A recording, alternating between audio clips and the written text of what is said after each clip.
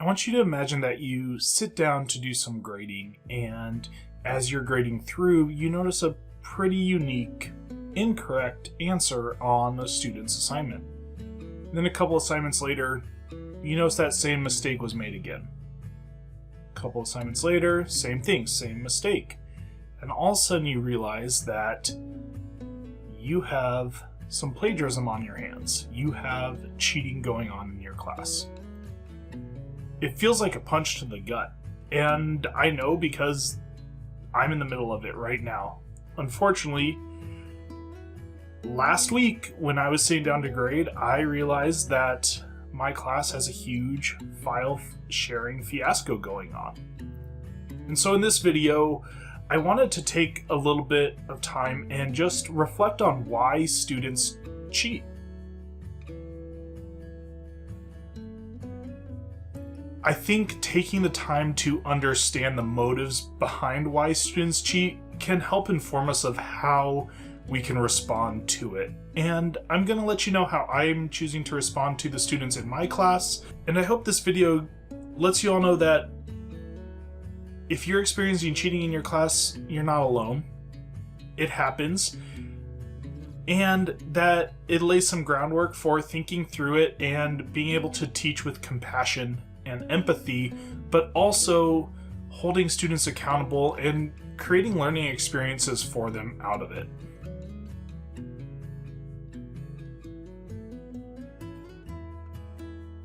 To help you understand the perspective and the lens that I'm looking through in terms of evaluating this cheating topic, I want you to have a good idea of what's going on in my class, because it's relevant to how I'm looking at it.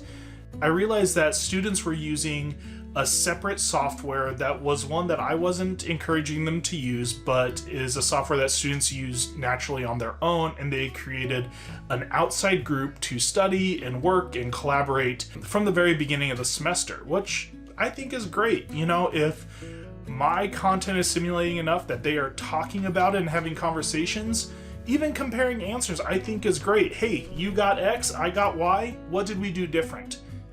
That's talking, that's learning, right? And so that's great. What I realized was that students were copying and pasting each other's answers. In the before times, students could sit down and they'd each have their piece of paper and they'd kind of look and they'd make their edits. That's how students would compare work. Now that we are all online, they're comparing work by sharing files. It's just how the system is right now. That makes it really tempting to just highlight Control-C, Control-V.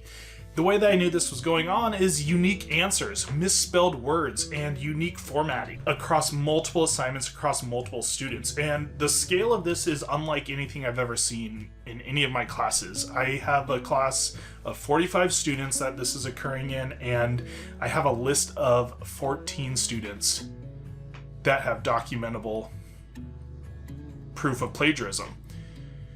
So it got me thinking, why do students cheat? What motivates students to cheat? And the first place I turned was the classic research that when stakes are high, students cheat. And so I evaluated the types of assignments that they were cheating on and the repercussions of those assignments, right? When we say stakes are high, it doesn't just mean grades, but it could mean scholarships. It could mean their spot on the team, the soccer team, the volleyball team, the swim team. It could mean getting kicked out of their parents' house. It could mean all sorts of things. And so those are really high stakes that are often behind the scenes that we don't see. However, when I looked at the assignments that students were cheating on in my class, they were small, low stakes, formative assessments, and they were more for the students than they were for me, giving them practice working through the materials before my bigger type assessments later in the class. And so this didn't really make sense, especially because in my class I have a revision system built into my grading scheme where students can earn tokens that they can spend to revise assignments and exam questions and turn things in late. And there's a limited number of tokens available each semester, but certainly enough that they could revise an assignment here or there, or turn it in late with no repercussions to their grade. So these were really low stakes. And it wasn't just a couple assignments. Some of my students had 8 or 9 assignments all the way back to week 2 of the semester. So the high stakes thing wasn't making a lot of sense for the majority of what I was seeing. To begin to understand the scope of what was going on in my class, I asked my students to come forward and be honest and own up to their decisions, and I would offer them a way forward through the class without failing and work with them to meet that plan. Whereas if they did not and I had documentable evidence, that would just be sent to Student Judicial Affairs. So I wanted to give them a chance to own their bad decisions. And that doesn't mean they're bad people. It doesn't mean that they're terrible students. It doesn't mean they were out to hurt me or harm me or anything like that. They made a bad choice. I've made bad choices. You've made bad choices, whether you want to admit it or not. We've all made bad choices. And when things are stressful, when things are hard, our brain doesn't always think rationally. We may be more willing to make bad choices in times of high stress than we are otherwise. It's 2020. It's the end of 2020. Election season, civil rights movement, COVID-19. We are under more stress than probably most of our students or us have ever experienced our entire lives. To expect them to not make some bad decisions along the way, I think would be naive. And so I wanted to get that message across to my students that they might have made a bad choice and we have to live with those bad choices and we have to face the repercussions, but that does not make them a bad person. It doesn't mean that life is over. It doesn't mean that everything is ruined. It means that we have to face them, own up to them, and figure out how to move forward from them. So I wanted to turn this into a learning opportunity for them and even for me. Over the last week, I've been having conversations with some of these students, giving them a chance to let me know what's going on. The stories I heard were not necessarily surprising. These students were taking a full-time load. Not only were they taking a full-time load, they were taking more credits. They were taking 18 credits. Some of them were taking 21 credits. They were working a full-time job. They were watching family members. So nieces, nephews, little brothers, little sisters, helping homeschool, things like that. Some of them had other family obligations. What I came to realize as I talked with more and more students about this, I think students came into this fall 2020 virtual learning semester with unrealistic expectations of what virtual learning would look like. And it seems to me as though students took a higher workload than they probably would have otherwise. And students picked up more hours at jobs or other jobs than they would have otherwise. And I think a lot of students thought, well, I can just do those classes at my own time and it'll all be okay. And they work all week and then they have an entire course load to do over the weekend. Because they procrastinate, which will lead into the next idea here. But what we can do about that is make sure that, and what I plan to do about it in the spring is really make sure the course load expectations for my class are as well known as possible so that students hopefully have a better idea of this is still a full online schedule, just like you would be in class. You're spending similar amounts of time and hopefully not more time, but I think students have been surprised at how much time the online learning takes and how difficult it is to multitask while doing it. And of course, none of this excuses the cheating. None of this excuses the bad decision, but it helps us to understand that decision. Finally, I think decisions I made that I thought were in my students' best interest in how I ran my class may have influenced and encouraged some of this cheating that I saw in my class. I really believe that the week by week schedule and task lists and everything like that is really great for our students. The one due date every week, we have a weekly rhythm, we have a weekly checklist that I like to call my module map. Students know exactly what they need to do every week. And it's great. I still think that's a great system. However, every instructor and their uncle and their cousin set the due date for 11:59 p.m. Sunday night. Which, we did that for good reason, right? We know our students are parents, we know our students are working, and we thought, well, they'd have the weekend to be able to get things done. But I really try to set good work-life boundaries. I am the kind of person that if I see an email come in, I can't stop thinking about it until I've addressed it. I do not have work email on my phone. I leave my computer off on the weekends, and after 5 p.m., I close everything down. I am not available during the weekends, and my students know this. I'm not apologetic for that. I want to be able to spend time with my family, and in order to best serve my students, I need that time. But what this meant was, in a high failure rate course, an extremely difficult course, students would procrastinate. It's just the nature. And then their instructor wouldn't be available, and they'd be in a tight spot.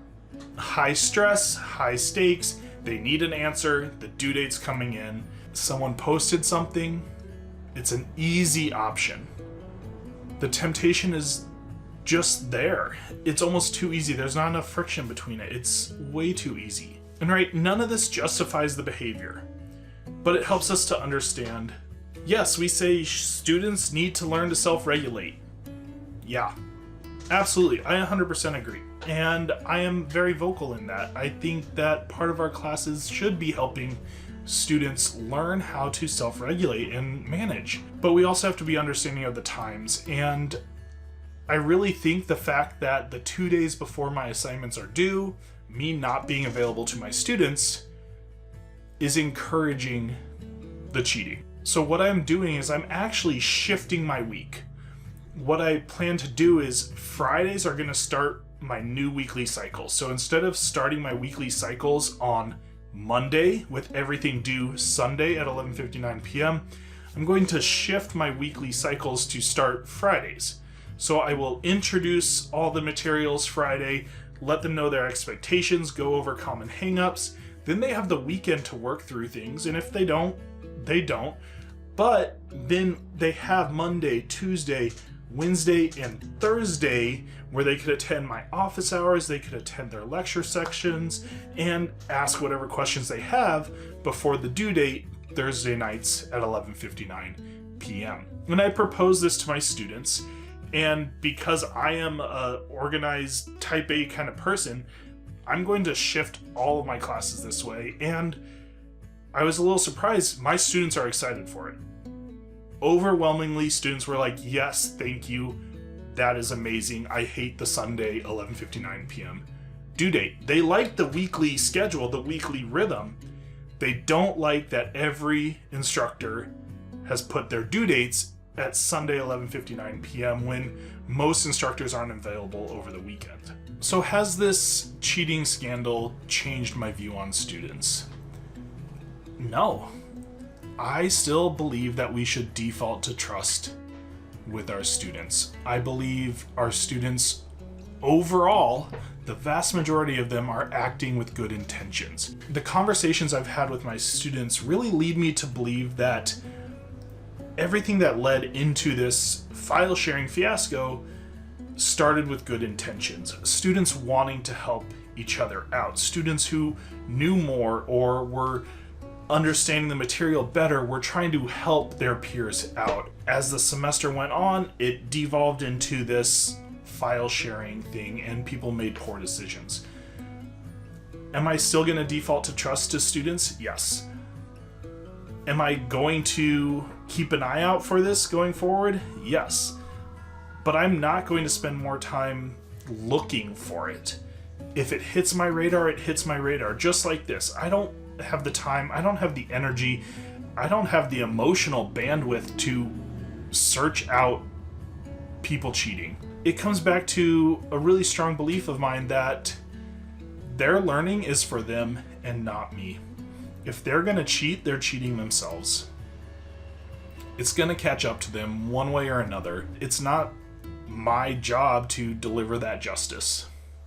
My job is to help them learn and grow. And that's what I'm going to try to do with this experience. If you've had experience with cheating happening in your class, I would love to hear about it down in the comments below, and I'd love to know how you approached it. And I want to say thank you for being here and watching this. This video wasn't as practical as some of the others, but I think it's helpful to talk through and think through these ideas. And if you're a compassionate instructor who is striving to create innovative and inclusive classroom experiences in higher ed, I encourage you to like and subscribe to this channel and find us on Facebook in the Epic Higher Ed private group. Just give it a search.